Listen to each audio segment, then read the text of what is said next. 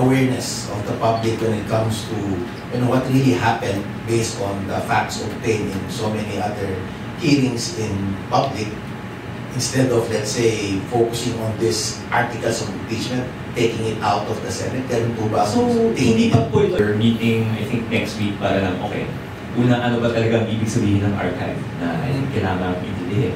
Pangalawa, meron pa rin pong motions for reconsideration sa Supreme Court. And we're hoping na may magaganap na oral arguments, and kung meron po tayong may aambag na papel dyan, we hope to contribute. Pero kung ano man yung magiging resulta ng motions for reconsideration, kailangan po din natin siyang antayin. Kasi nga, bago yung rules para sa impeachment. So, mahirap mag-commit kung ano yung gagawin. Kung hindi pa natin alam kung ano yung final na magiging proseso sa impeachment. And then, ano din po na option, yung public trial, kung ano man yung magiging decision.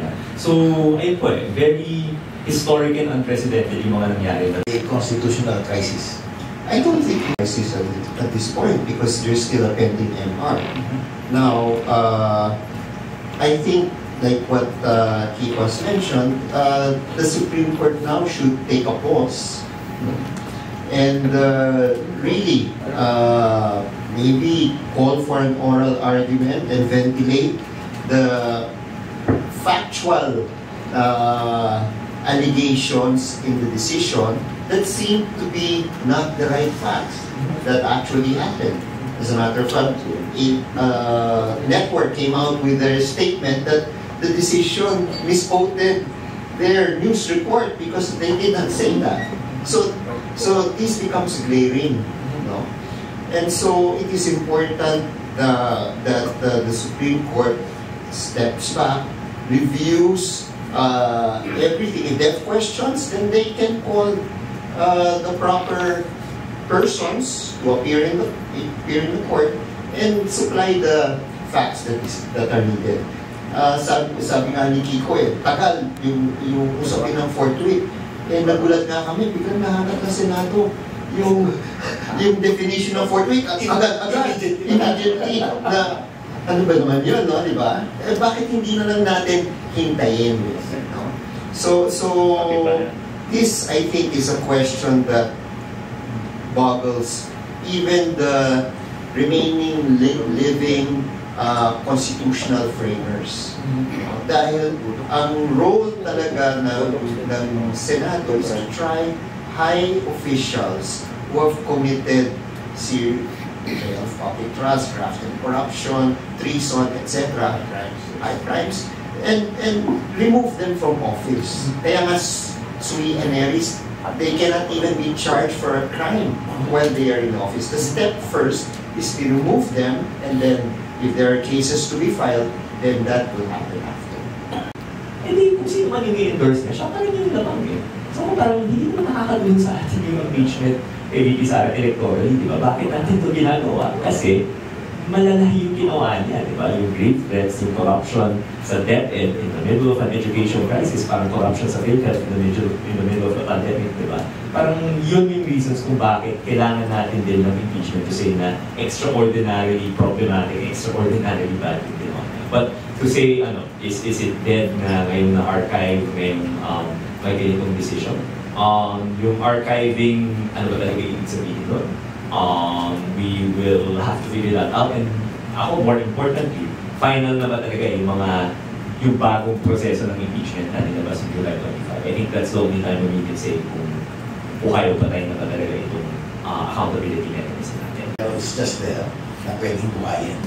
I guess, I'll just comment po, sa pagkakaintindi ko, yung interpretation ng Supreme Court dito ay effectively dismissed. So, yun din ba ang ibig sabihin? Ang magiging interpretation kapag in-archiving Senado? Pag, let's say, nabuhay siya dahil sa motion for reconsideration. So, I really think, the ball is very much sa Supreme Court na sana mabigyan nila ng linaw yung July 25 decision nila.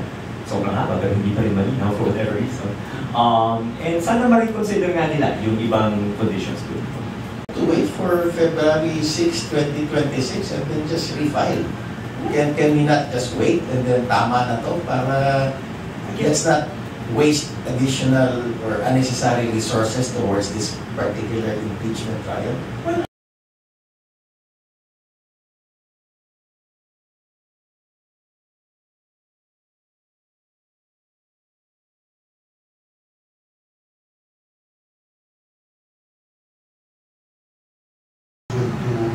come maybe February 6. No? So, ganun na lang. I will not, I was asked to comment, I will comment, no? I will reiterate the positions that, or the arguments of the majority or the 13 justices in my favor. I will dispute the facts, that the House, through the Solicitor General, had raised, and basically I will do that, and that's it. But VP Sara had already mentioned she's looking forward to the impeachment complaint. So if she directs her lawyers, tuloy natin, wala naman kasalanan eh. No? Why not? No, why not?